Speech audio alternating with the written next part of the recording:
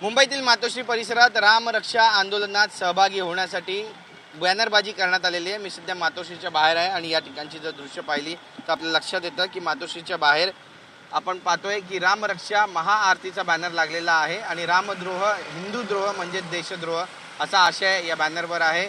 हनुमान मंदिर गोलदेव विसावा हॉटेल समोर हे आंदोलन होणार आहे, ही आरती होणार आहे आणि या आरतीच्या माध्यमातून कुठेतरी भाजपवरती निशाणा साधण्यात आलेला आहे।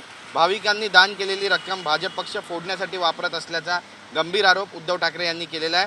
तसेच अब हिंदू माफ नाही करेगा अशी आक्रमक भूमिका घेत सर्व पक्षभेद विसरून रामभक्तांना या आंदोलनात सहभागी होण्यासाठी त्यांनी आवाहन सुद्धा केले आहे। श्रीराम मंदिर लुटी विरोधात रामरक्षा महाआरतीचं आयोजन शिवसेना उद्धव बाळासाहेब ठाकरे यांच्या पक्षाकडून उद्या 5 जुलैला दुपारी 4 वाजता करण्यात आलेला आहे। याला आता किती प्रतिसाद मिळतो हे सुद्धा पाहणं महत्त्वाचं ठरणार आहे। पण या आंदोलनामध्ये जास्तीत जास्त रामभक्तांनी सहभागी व्हावं यासाठी आता मुंबईभर बॅनर्स पोस्टर्स लावण्यात आले आहेत। याला कसा प्रतिसाद मुंबईकर देणार आहेत पाहणं महत्त्वाचं ठरेल। कॅमेरा पर्सन संतोष कदमसह गिरीश गायकवाड TV9 मराठी मुंबई।